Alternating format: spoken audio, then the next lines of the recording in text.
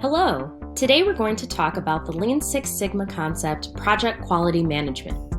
Project quality management is the process responsible for making sure that everyone on the project understands and is motivated to deliver quality. There are three philosophies of quality. The first, quality is conformance to requirements. The second, prevention of defects is superior to finding and correcting defects later. The third, reduction of defects to zero, is one goal of continuously improving a production system.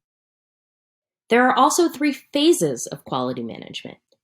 These sequential phases each have their own set of inputs, tools, and outputs that help ensure that systems prevent defects and improve quality. Let's examine these phases in more detail using a fictional project. The first phase is plan quality management. At this phase, one of the key tasks is to get agreement from stakeholders on quality loop requirements, using inputs like project charters and assumption logs. The planning phase typically results in the creation of outputs including a quality management plan and quality metrics. Keep in mind that part of what we want to accomplish is defining a quality process that will prevent as many defects as possible, maybe even all of them. Let's dive into an example. Imagine in a hotel room. One of the first things to consider is how to reduce defects that can occur. How can we reduce defects like hair on the bathroom floor, trash left under the bed, or not stocking enough toilet paper? For this example, let's focus on the defect of where a bathroom is left without enough toilet paper. The quality plan must lay out the process that will ensure meeting requirements and the ways to measure quality. The process might include steps like the following.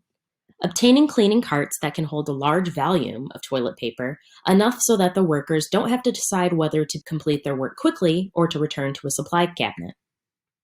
Stocking toilet paper in supply rooms will also help to plan quality in this case.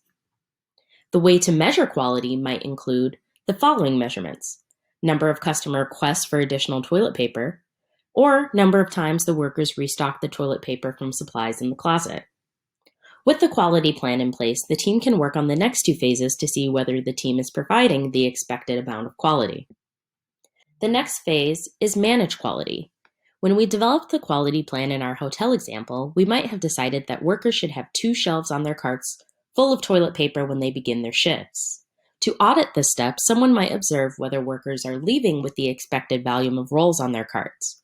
This information can be added to a maintenance log. We might also examine the logs that workers use to keep track of how often the supply rooms are restocked and how many rolls of unopened toilet paper are left.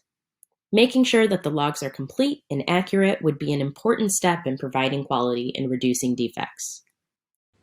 The third phase is control quality.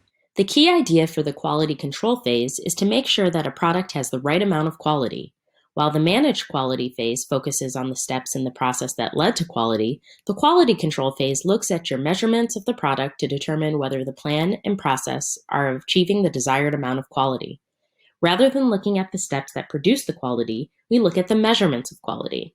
In the hotel example, that means that we want to look at the actual defect count. How many times per week do guests request extra toilet paper? Looking at this over time will let us know how we're doing towards our efforts of achieving quality. Quality management is how you make sure that your products and services provide the right amount of quality for your customers. To learn more about essential project management and Lean Six Sigma techniques and prepare to get certified, check out GoSkills' range of courses today. Thanks for watching. If you enjoyed this video, click the subscribe button and check out GoSkills.com for more career boosting tips.